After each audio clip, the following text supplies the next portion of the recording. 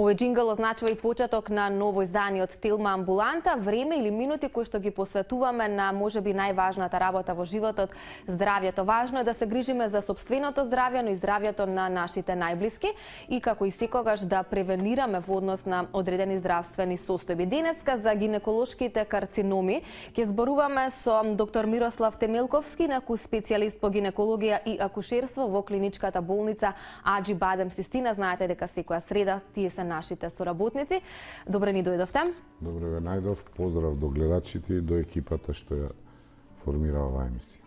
Благодарам, ќе бидеме актуелни повторно во однос на темата, бидејќи за жал гинеколошките карциноми според бројот на регистрирани пациенти се едни од најчестите карциноми кои што се јавуваат кај женската популација. Ќе ги поканам и нашите гледачи, нашата верна публика на 3076677 префикс 02 доколку сте надвор од Скопје. Јас и доктор Мирослав Темелковски ве очекуваме во продолжение наредниве некои 50 на минути да одговориме на вашите прашања. За почеток ќе кажеме кои органи спаѓаат во на група на репродуктивни органи кај жените. Да. Значи, општо познато е дека репродуктивни органи кај жената се покрај матката, како главен орган, мораме да ги сврстиме јајниците, јајчниците, кои што се наоѓаат позади матката во тазовата празнина на човекот, односно на жената, која што е најдолниот дел од стомачната празнина. Тоа се органи кои што служат, имаат двојна намена. Едната намена е секако репродуктивната намена. Јајчникот е орган кој што во тек на генеративниот период на жената ја развива единката во женска единка, кој што во тек на животот создава јајни клетки со кои што се врши репродукцијата на населението и во покасниот период цело време тој е и ендокрино активен. За разлика од матката, кој што е еден голем мускулен орган, кој што се наоѓа исто на дното на тазот и кој што стрчи, би рекол, во вагиналниот дел со грлото на матката, значи е втор, би рекле, поголем орган, секако дека спаѓа вагината и надворешниот дел од вагина, кој што се вика вулва. Значи, сите овие органи кои што се во гениталниот систем на жената имаат своји специфики и спецификите во развој на туморите. Значи, за жал, покрај бенигните тумори, кај нив се развиваат и малигни тумори. Ќе зборуваме токму за тие малигни тумори, за карциномите кои што може да ги зафатат буквално сите овие делови од кои што вие ги споменавте. Постојат неколку типови на карциноми кои што нели се многу застапени, може да ги споменеме и полека да почнеме да ги објаснуваме, а во меѓувреме ќе ги чекаме и нашите гледачи на 3076677 да се јавите и да ги поставите вашите прашања. Кои се најчестите карциноми? Значи вака, да почнеме од јајчниците. Јајчникот е орган кој што има, би рекол народски, два слоја. Едниот е кората, другиот е медулата, сршта, како сакате да ја наречиме. И во тие два дела, кои што се хистолошки различни, се создаваат туморозни клетки. Во одреден период, поради дејство на некоја нокса, генетските фактори кои што дефекти ги носиме со себе, кои што во тек на животот не мора стално да се изразат, или други причини, тие клетки во своето размножување почнуваат енормно да се множат, тоа е едниот начин, и покрај тоа почнуваат да стануваат малигни клетки, анапластични, неопластични клетки, така наречени. Значи, во зависност кај се јавуваат, ги делиме. Јас не би навлегувал за хистолошките подгрупи на јајникот, затоа што тоа е за друга дискусија. Значи, би навлегол на епителните прво тумори, значи од кората на јајникот. Тие се најчести во однос на останатите тумори и се викаат канцери или ракови, додека од другите тумори кои што се развиваат од кивниот дел се викаат саркоми. Двата тумори, и канцерот и саркомот, е малигни тумор. Што е целта на емисијата? Целта да ја запознаеме популацијата со диагностичките процедури, односно да ја запознаеме популацијата со појава на првите симптоми, да направиме рана диагностика, затоа што карциномот на јајникот, на јајчникот е еден од најмалигните заболувања во човековиот организам. Значи, што треба? Од симптоматологија, кога ќе почнеме. Нема некоја специфична симптоматологија. Значи, не е се тоа воспалителни процеси, па да се сврзани со некои болки, со некои притисоци, со некои нелагодници. Обично тоа се неспецифични симптоми, така наречени, кои што почнуваат со една нелагодност во долниот дел на стомахот, со надуваност на стомахот. Тоа се симптомите и затоа, заради тоа што се неспецифични, ние предлагаме едногодишна, секоја година, еднаш годишно, контрола на сите жени на ниво на Републиката. Тоа најчеста контрола е ултразвучната, значи неприкосновен, како да речем, апарат е вагиналната ултрасонографија, секако на тоа додадена добра обука, искуството на тој што ги врши прегледите, за да можеме во раните фази, кога имаме сомнение веќе за појава на некој карцином, ние таа болест да ја откриеме. Целта што ни е, значи втората цел, значи да ги смалиме овие карциноми, високите стадиуми на болеста, кои што и покрај современата терапија ние не можеме да го продолжиме животот на жената во подолг период. Така. Имаме гледач, па да му дадеме предност. Добро утро за првиот во денешна Телма амбуланта. Кој е со нас? Ало? Повелете. Добро утро. Добро утро. Ве молам само едно кратко прашање. Ајде. Случајно, приехо на абдомен, докторот ми напомна дека имам калцификат гинеколошки, некој калцификат. Што значи тоа калцификат? Бидејќи редовно одам, да речам редовно одам еднаш во годината, можеби на гинеколог, и на его сум била, значи пред година дена и ништо не ми е откриено. На кој орган ве праша докторот? На кој орган? На јајчникот или на матката? Не знам, докторот не беше специјалист за тоа, меѓутоа ми напомна да си одам на гинеколог, бидејќи се појавил калцификат некаде. Каде е тој калцификат? Зошто се појавува? Што значи? А вие дали појдовте на гинеколог? Па не, деновиве беше тоа. Аха, добро. Вие правевте абдоминално ехо и колегата што ве гледал на абдоминално ехо, секако се ги наблюдувал и гениталните органи, затоа ви препорачувам да одите на гинеколог да се расчисти каде е локализацијата, прво на кој орган е, дали е на јајчникот, дали е на матката, во матката, за да знаеме понатаму која диагностичка процедура, да видиме кој процес се развивал, за да имате диагноза, барем почетна диагноза, работна диагноза. Добро, благодариме за интересот и јавувањето. Верувам дека се задоволни од одговорот. Не заборавате дека задолжително треба да си посетите гинеколог. Може да продолжиме во однос на јајчниците кои што ги споменавме, симптоматологијата, можеме да кажеме за диагностиката и за начинот на лекувањето на неважното. Значи, диагностиката се сведува, го потенцирам тоа по втор пат, се сведува на вагинален ултразвучен преглед. Со него ултразвучниот преглед е многу прецизен. Зошто? Затоа што самата сонда се наоѓа на неколку сантиметри од самите органи во овој дел од јајчниците. Имаме добра визуализација на јајчниците најчесто. Значи, зборувам најчесто и ние знаеме што треба, што ќе видиме и знаеме што треба да понатаму како да постапиме. Значи, во вториот дел од диагностиката, кога имаме сомнение за појава на тумор, ние не може да одредиме дали е туморот бенигни или малигни. Значи, со ултразвучниот преглед. Сепак, тоа е една од диагностичките постапки. Понатаму продолжуваме со верификација преку тумор маркерите. Тумор маркерите има строго специфични, кои што се за одредени органи и има групно специфични за одредено ткиво. Да не навлегувам многу во детали, значи правиме тумор маркерите.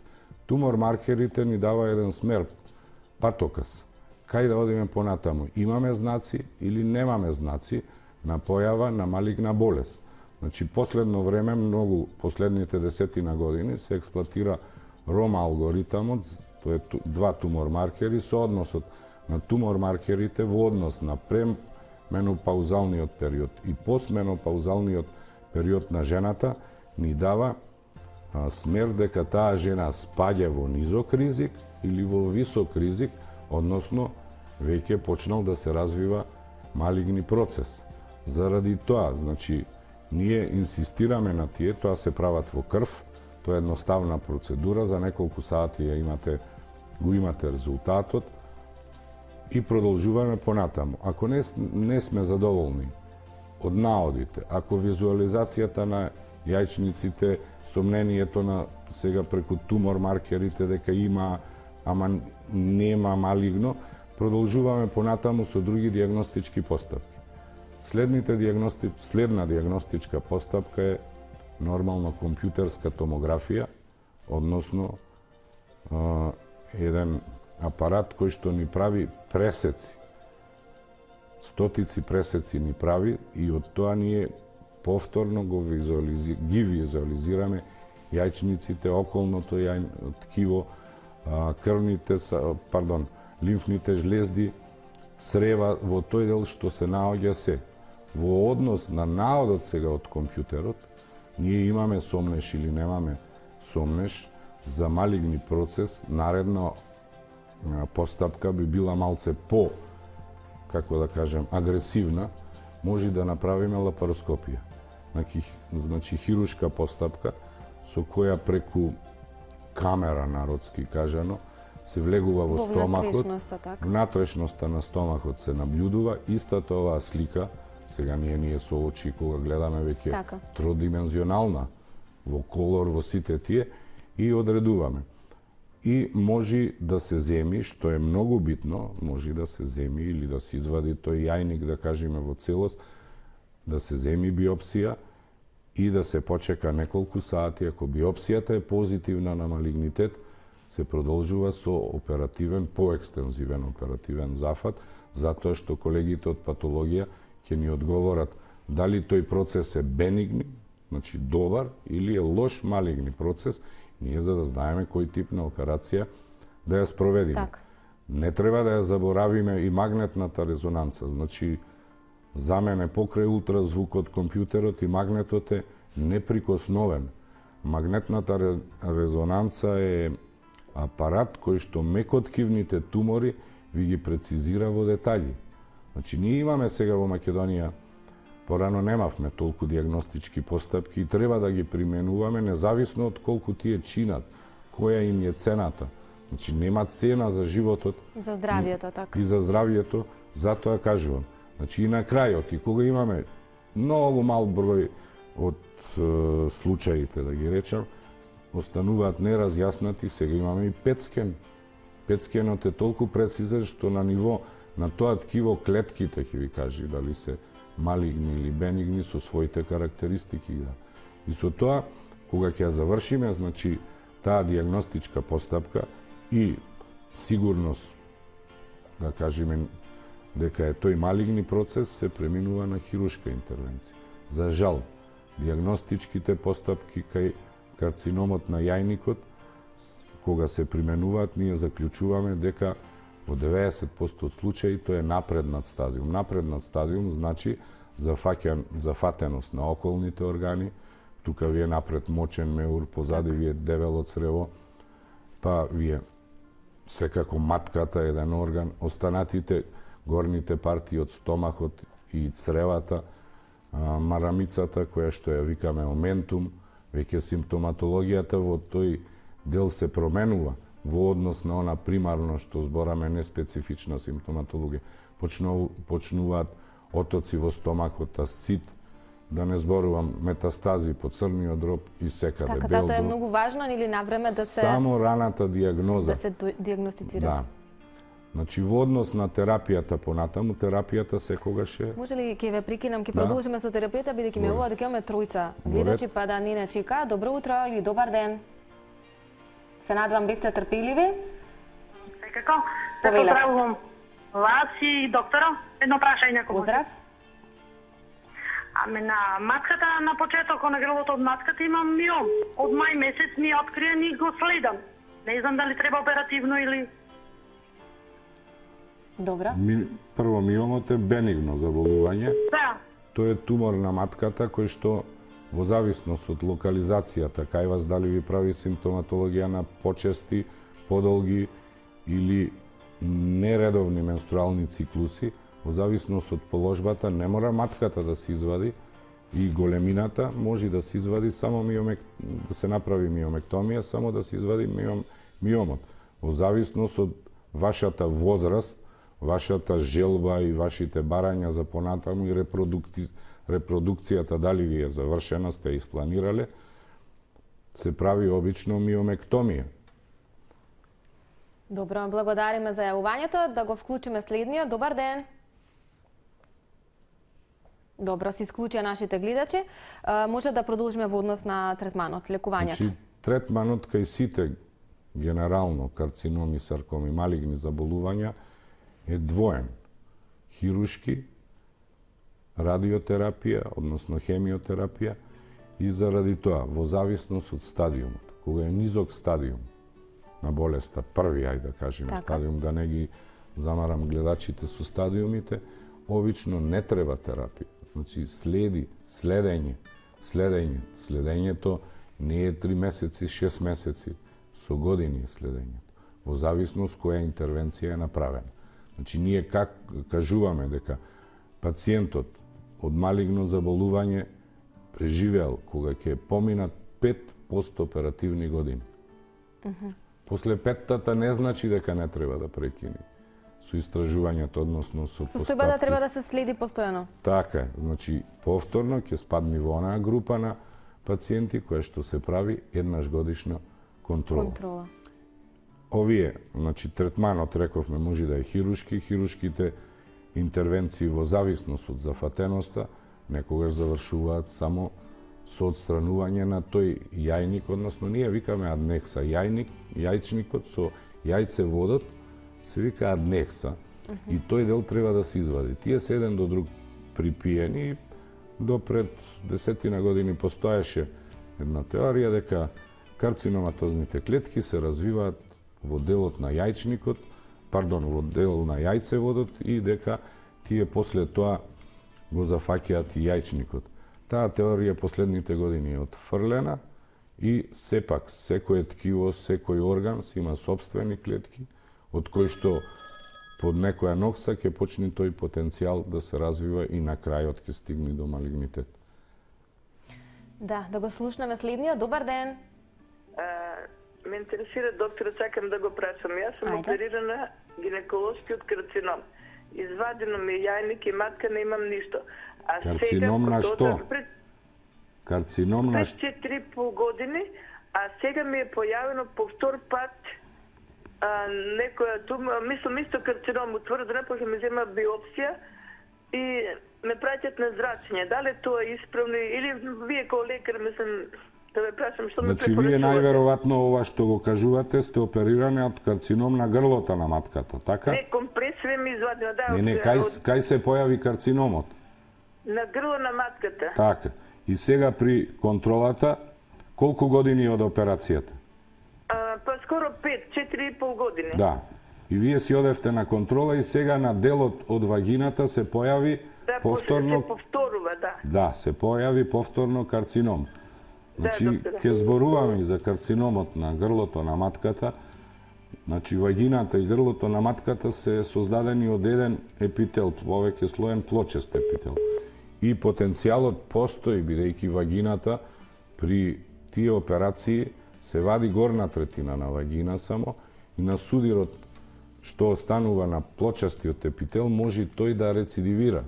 Веројатно се работи за рецидив на плочест карцином од грлото на матката кој што е изваден, а ви кажувам дека хистолошки е изградена вагината од повеќе слоен плочест епител, истиот епител што го обложува грлото на матката од надворешната страна.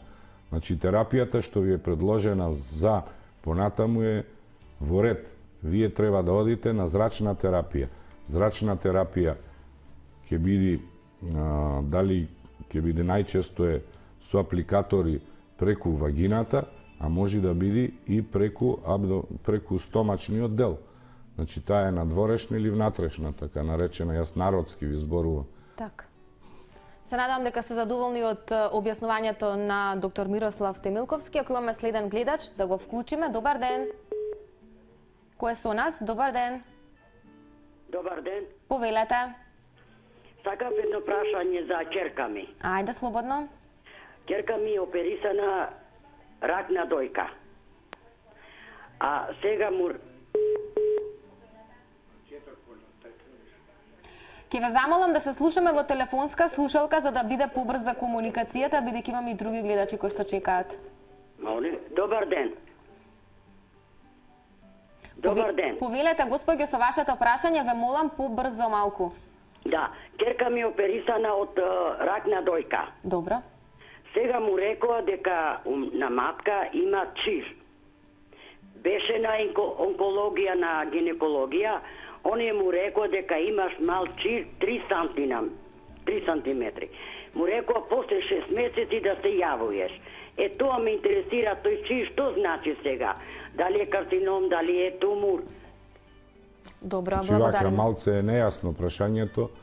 Обично чир кога се спомнува е на желудник или чир на кожа од воспалително потекло. Веројатно се работи за мал миом. Така. Јас како го заклучувам тоа? Затоа што периодот во кој што треба да се направи контролата е одреден од не од матичниот, овој пат од гинеколошка клиника. Ми рекоа и предпоставувам дека контролата е во ред да се направи. Карциномот на дојка, за жал, само да напомнаме, на прво место од женските карциноми кај нас во Македонија. Да го слушнеме прашањето на следниот. Добар ден. Зборуваме за гинеколошките карциноми заедно со доктор Мирослав Темилковски, специјалист по гинекологија и акушерство во клиничката болница Аџи Бадем Систина. Добар ден. Добар ден. Повелете. Сакам да докторот едно прашање. Редовни контроли правам на ПАП тест секоја година, на 5 годишна возраст сум. Во вагината кај клиторисот, отстрана имам чешање, ми се појавува на 2-3 месеца. И докторот ми препиша пенотрен форте. Гледам дека мала болка така во левиот јајник, ми се шири до кај анусот, од левата страна само. И имам киретажа направено 3 месец оваа година, во март месец. Има побилно крварење, има. Дали тоа се работи за некоја циста или што, нека ми објасни докторот, ве молам, и што да преземам понатаму, какви мерки? Значи, прво, чешањето што го кажувате на надворешните гениталии на вулвата може да е од инфективна природа и поврзувајќи го така вашиот матичен гинеколог ви дал вагиналети со кои треба инфекцијата од вагината да не може да се пренесува на вулварниот дел, на надворешниот дел од гениталиите. Второ, дали имате циста или не можам да ви одговорам, затоа што за тоа сега зборувавме. Значи, мора да правите вагинален ултразвучен преглед. За крварењата исто не можам да ви одговорам и да ви кажам точно, затоа што вие кажувате само крварење кој е симптом. Не ми кажувате патохистолошкиот наод од извршената киретажа, што е, дали треба понатамошна терапија. Заради тоа ви советувам да се јавите кај вашиот гинеколог. Да го слушнеме прашањето на следниот. Повелете. Добар ден. Ало? Повелете. Добар ден. Повелете. Вака сега. Јас имам 2 прашања за докторот. Поздрав до него. Првото прашање, значи имав болка во градата, напред еко ми рекоа дека се е во ред, дека е нормално е. Дали е доволно да се исклучи се друго? И второто прашање. Докторот нагласи дека се треба на време. Сега ќе го прашувам. Дали на кој временски период ние треба да се појавиме на гинеколог? И дали е доволно, пошто обично кога ќе одиме, докторката ни прави ехо и ни прави папа Николау тест. Дали е тоа доволно да се исклучи се друго? На која возраст сте вие? Јас на 36 години. 38, пардон. Само бидете, имате прашање? Плюс? Ќе ви одговорам. Значи, еднаш годишно мора да правите покрај пап тест ултразвучен наод на гениталиите. Ако на гениталниот систем, на било кој дел, на ултразвукот имате појава на некој патолошки процес, тумор, било што да е, тогаш се закажуваат дополнителни прегледи и нормално се оди на други верификации, рековме, од тумор маркери, компјутер, магнет и натаму додека процесот, додека таа состојба не се диференцира диагностички и додека не се расчисти што Така е. да се дојде до точна диагноза. Точно. Во однос на прегледите и честотата? Еднаш годишно е сосем доволно. Ако нема друга симптоматологија, ако има симптоматологија, вие ако имате меѓуменструално крварење, ако имате менструација која што трае подолго од 7 денови, ако имате болки во долниот дел на стомахот, ако имате напнатост на црева, на надуваност, што ја викаме, во долниот дел на стоматот и друга симптоматологија, секако покрај абдоминален хирург, уролог, треба да посетите еднаш, да посетите и гинеколог. Значи, целта што ни е? Ако ние нешто откриеме и мора да го расчистиме кој е, што е и кој процес се развива. Не ни е целта ние да диагностицираме само тумори, па ајде утре само ќе оперираме или не знам. Целта ни е раните фази, сега зборуваме за карцином, раните фази на појава на симптоматологијата, затоа што ултразвукот на 1 сантим веќе го гледа туморот. Значи, ние го гледаме, не ултразвукот, тој го открива, ние го гледаме. На 1 сантим ние може да расчистиме дали има патолошки процес, дали има патолошка васкуларизација на тој дел од јајчникот, сега зборуваме за јајниците, или на делот кога ќе зборуваме за матката, во матката. Така, имаме уште некој на линија. Добар ден. Ало, добар ден. Повелете. Ме интересира да прашувам докторот. Јас имам ЦИН-1. Правев во државна болница ХПВ типизација, на ХПВ типизацијата нема ништо, не е пронајдено, значи обичен ЦИН-1 само. Ме интересира да докторот дали треба оперативно да се направи. Значи, третманот на ЦИН-1, тоа е лесна дисплазија, односно низок степен на на повеќе слојен плочест епител, лезија, така го викаме, по новата Л-сил се вика номенклатура, не е за вас тоа битно. Значи, постојат неколку начини на лекување. Еден од начините на лекување е да се земаат антиоксиданси, кои што се земаат перос еднаш на ден, второ да се стимулира имуниот систем, трето се земаат лекови кои што делуваат антиоксидансно директно на епителот, во типот на вагиналетите, и четврто може да се интервенира. Интервенцијата се прави под колпоскоп со ласер вапоризација, ласер интервенција, ласерска. Поздрав за следниот во денешна Телма амбуланта. Добар ден. Ние во дека имаме некого на линија. Добар ден. Ќе ве замолам да бидете побрзи. Би сакала да поставам едно прашање за докторот. Пред неколку години се направи конизација, ми се откри ЦИН двојче и ЦИН тројче.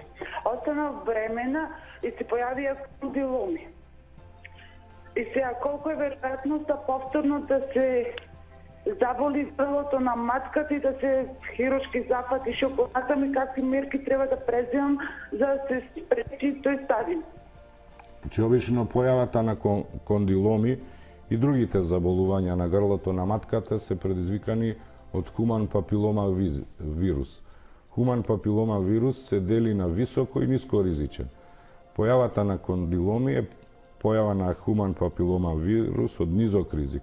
Тоа не значи дека само еден е вирус, затоа што има стотици, тие со бројки се изразуваат, типовите на вирусите и обично се комбинирани. Вие сте од ЦИН-3 оперирана пред неколку години, значи тоа е преканцероза, да ви кажам, мора да си одите редовно на контроли, мора да се направи повторна типизација на ХПВ вирусот ако го немате направено и да се решат кондиломите. На два начини се решават. Не знам каде сте, каде се наоѓаат, локализирани. Ако се надворешно локализирани, може со течен азот се смрзнуваат или со ласер повторно да се решават. Ако се внатрешни на вагина и на остатокот на грлото на матката, се решаваат се решаваат со лазер вапоризација. Се надевам дека гледачката е задоволна. Може веќе малку да преминеме на рак на телото на матката, за симптомите, за диагностиката и лекувањето. Да. Значи, телото на матката генерално е составено од миофибрили кои што се мускулни влакна. Внатрешноста на телото на матката го обложува епител. Значи 95% од карциномите на матката се јавуваат на епителот, не на во самиот мускулен орган, на епителот. Тие најчесто се аденокарциномите, значи карцином по потекло од жлездите на матката, и вторите кои што се јавуваат во ткивото, во миоматозниот дел, се од типот на саркоми. Можат да видат разни комбинации, не би навлегувал во тоа. Значи, симптоматологијата. Сега на еден орган, матката е сепак голем орган, кој што има форма на светилка, кој што симптоматологијата е сосем поинаква во однос на јајниците и најчесто симптоматологијата е со крварење. Значи, независно дали крварењето ќе биде, како викаат жените, 3 точки или како кафе во боја, тоа е крварење.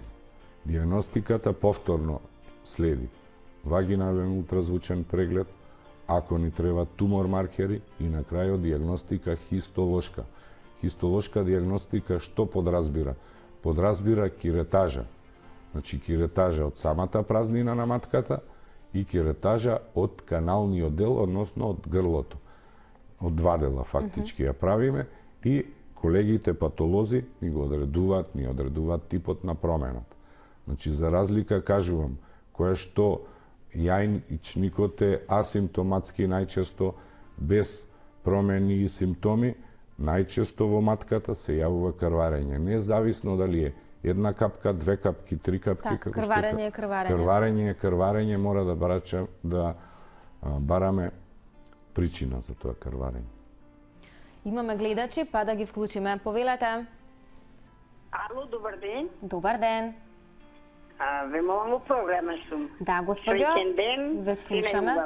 Убав ден и за вас, повелете. Ван тема, благодарам. Ван темата ќе видам, ако сака доктор да ми каже.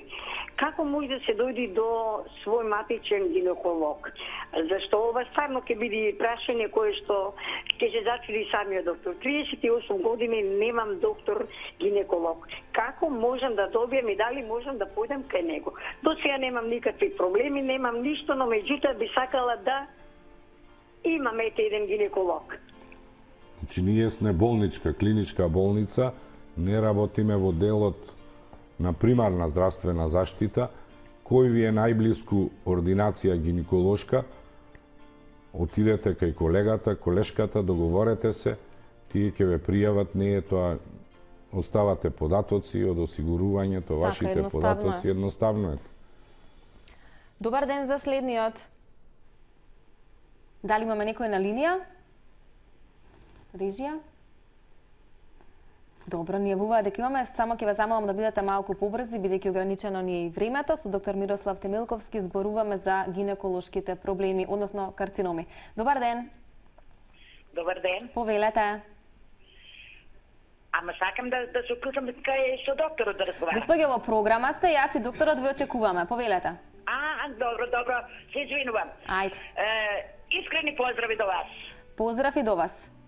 Вака, сакам да го прашам докторот, јас сум диабетичар на инсулин 2 пати дневно и плюс други пропратни лекови. Некои последните веќе на 6 месеца 7 не можам да ја задржувам мокрачата. Колку пати да појдам, додека да се спремам, јас мора да пуштам. Од тетност и па сакам да го прашам докторот, што да процесирам понатаму. Не сум била на гинеколог, не сум се обратила никаде, ама имам озбилен проблем. А на 70 години сум веќе. Добро, но треба да преземете нешто. Мислам дека ова е надвор од темата, но да, може ќе ви одговорам. Значи, прво треба да се исклучат инфекциите на мочните патишта, после да се јавите на гинеколог да утврди дали имате така наречена стрес инконтиненција на урината. Обично се јавуваат почесто инфекции кај пациенти кои што имаат диабетес и тие се изложени на чести инфекции, затоа јавете се кај својот матичен доктор и тој ќе ве упати таму кај што треба. Така, во секој случај не треба да седите дома и ништо да не презимате, треба да го послушате докторот. Ајде малку за карциномот на ткивните тумори. Значи за саркомот. Саркомот е еден од најмалигните тумори кои што постои покрај меланомите, туморите на бемките, така што ги викаме, најмалигните, многу тежок за диагностика. Значи сомнението, ние обично диагностиката ја правиме постоперативно, за жал. Затоа што кога имате вие сомнение за некој малигни тумор, не може да правите пункции, биопсии, затоа што со самите процеси на пункција и биопсија може да дојде до рассевање на малигните клетки во тазот, односно во стомахот. Нема граница меѓу тазот и стомахот. И заради тоа најчесто ги откриваме. Се од друга страна, па среќа е што тие се многу ретки. Иначе се едни од најмалигните тумори се јавуваат во стотици комбинации во зависност од ткивото кое што го задржи органот, од ембриолошкиот развој на самиот орган, и тие се најмалигни. Терапијата кај нив најчесто и најсоодветна е оперативна терапија. Затоа што тие се многу резистентни, најчесто се многу резистентни на радио и хемиотерапија. Ако имаме гледачи, да ги вклучиме, имаме уште некои десетина минути од денешна Телма амбуланта, па да им посветиме време и внимание на сите. Добар ден. Ало, добар ден. Повелете. Се јавувам една слушателка. Имам спуштена матка. Добра. И ми даде Овестин крем. Тој хормонски крем. А читам во него дека може да дојде до тумор на матка, тумор на градите и дека може и други некои работи да се појават. И дали може кремот да го користам? Значи имате спуштена матка со симптоматологија најверојатно на подмочување, народски кажано. Колегата ви даде Овестин, тој естроген крем кој што ги обновува структурите, не знам која возраст е, веројатно сте возрастна жена што ви дал Овестин, да ги обнови малце тие епителни клетки и да ја обнови цело тазово дно за да ја крепи таа матка. Ако таа матка излегува вон вагината, вие треба да ја оперирате, односно треба да ја извадите. Тоа е мој совет. Иначе кремот како естроген делува локално, не делува нема голема ресорбција и да делува на другите клетки кои што се естрогено зависни, би рекол. Туморите имаат и своји рецептори, не спомнавме на почеток на емисијата, кои што за жал имаат и естрогено зависни, како што се градите, и во такви ситуации вие не треба да примате големи дози на тој хормон, односно тој се дозира обично 2 пати неделно и не е проблем да го примате. Значи не пиете преку уста, не внесувате големи дози, не може кога има тумор кој што има рецептори за естроген, тој го потенцира растот. И затоа се избегнуваат и затоа во упатството е генерално напишано кој не треба да го прима. Поздрав и за следниот во денешно издание на Телма амбуланта. Добар ден. Добар ден. Повелете. Волам да ве прашам, гинеколог ако може да одговори. Ајде. Меѓутоа сигурно и не може точно човекот да одговори, зашто ги немаме ние резултати веќе. Работи за ќеркава и има 40 години. По време на крварење, матичниот ја прати на клиника, кажа дека имала тумор на матка од надворешната страна 2 мм. Меѓутоа, докторот не беше задоволен, не имаше направено Папа Николао и повторно ја врати. Сега мислам, а таа е млада, после пороđај се јави тромбоемболија, тромбот се закачи на десна страна на плуќата и сега сме така во една, да речем, страутна ситуација. Гинекологот, операторот повторно ја врати кај матичниот и сега ни се пролонгираат процесите за да видиме што диагноза е со тој тумор на надворешната страна на матката, така река, не ја објасниле, бил нервозен. Господјо, повелете да ви кажам, во нашата болница ќе ја поставиме диагнозата. 2 милиметри, вие ми рековте, веројатно е 2 сантиметри. Мислите? Надворешен тумор на матката, ми рековте, сега да не предпоставуваме, повелете, ќе го разрешиме. Се надам дека сте задоволни. Доктор Мирослав Темилковски е специјалист по гинекологија и акушерство во клиничката болница Аџи Бадем Систина. Добар ден за следниот. Имаме некој на линија. Добар ден. Ќе ве замолам да бидете побрзи, бидејќи имаме уште многу малку време од денешното издание. Повелете да го поставите вашето прашање. Дали се слушаме? Добра, веројатно имаме некаков технички проблем или се исклучи гледачот.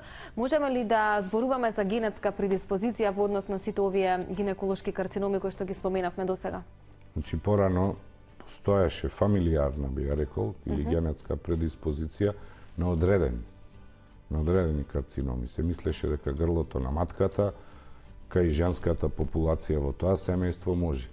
Во последно време не постојат такви генерални теории, затоа што докажано е дека грлото на матката, да почнеме од него, за да развие карцином преку преканцерозите од типот на дисплазиите или народот ги вика цинови, или ласил, хајсил, не е битно терминологијата, е докажано дека сепак тој прекурзор, таа промена што доаѓа на грлото на матката е предизвикана од хуман папилома вирус.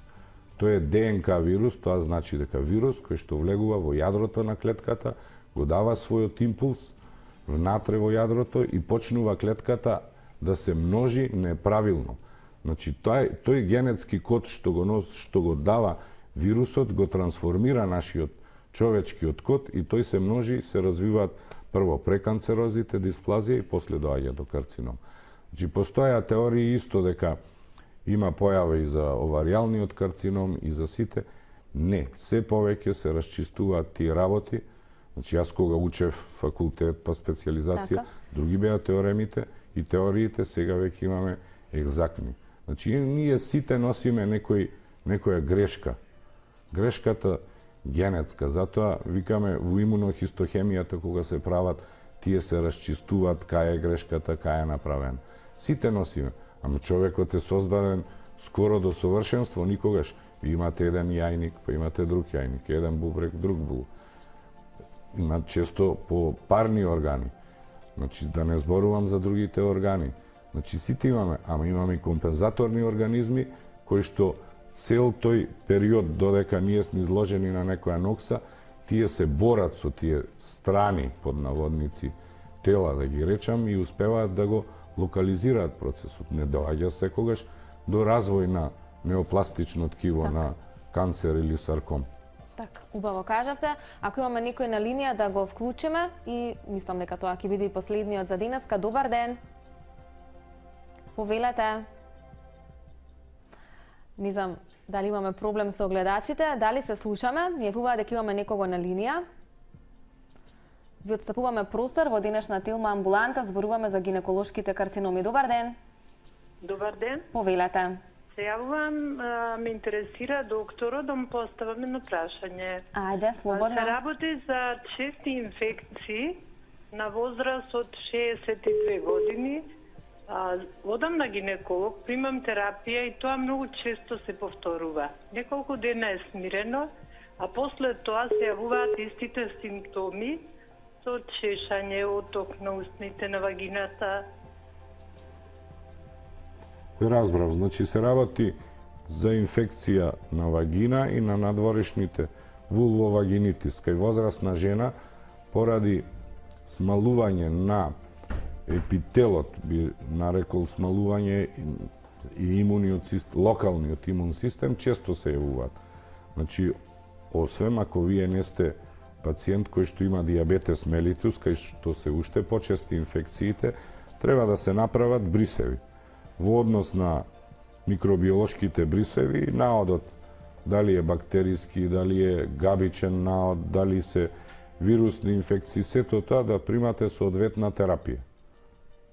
Да не примате терапија генерално, него да примате според причините. Се надам дека е задоволна нашата гледачка. Тоа беше и последниот гледач за денеска. Доктор Темилковски, ќе финишираме со моево следно прашање. Бидејќи споменавме дека раната диагноза е можеби најважниот или клучен фактор во целата оваа проблематика. Зборувавме за гинеколошките карциноми како многу честа појава кај жените. Што би советувале во однос на тие редовни гинеколошки прегледи кај повозрасната популација, но и кај помладите? И еве еден апел до сите оние кои што не гледаат. Значи, секој период во животот, од младоста до длабоката старост, треба да се прават прегледи. Покрај останатите кардиоваскуларни прегледи на дојка, треба еднаш годишно да се прават гинеколошки прегледи, независно од староста на пациентката. Еднаш годишно на гинеколог. Особено, оние групи на пациенти кои што имале во претходниот период од својот живот појава на патолошки процеси, ги спомнавме дисплазиите на грлото на матката. Пациенти се јавија кои што имаат направено конизации ради преканцерозите. Пациенти кои што се оперирани од карцином. Нема пропуштање на прегледите. Првите 3 години постоперативно се интензивни прегледите. Така, мора да се следи. До 5-та година мора да се прават прегледи почести, после 5-тата еднаш годишно за оперираните. За сите останати, значи, кои што немаат патологија, доволно е еднаш годишно да се прави гинеколошки преглед. Ви благодарам многу за гостувањето, ми беше чест што се дружевме денеска во Телма амбуланта, бевте одличен соговорник. Се надевам дека популацијата која што не гледаше, особено жените, ќе ги послушаат вашите совети и дека барем еднаш во годината ќе направат гинеколошки преглед, се со цел рана детекција на било каква состојба. Ви благодарам уште еднаш. Благодарам и вам.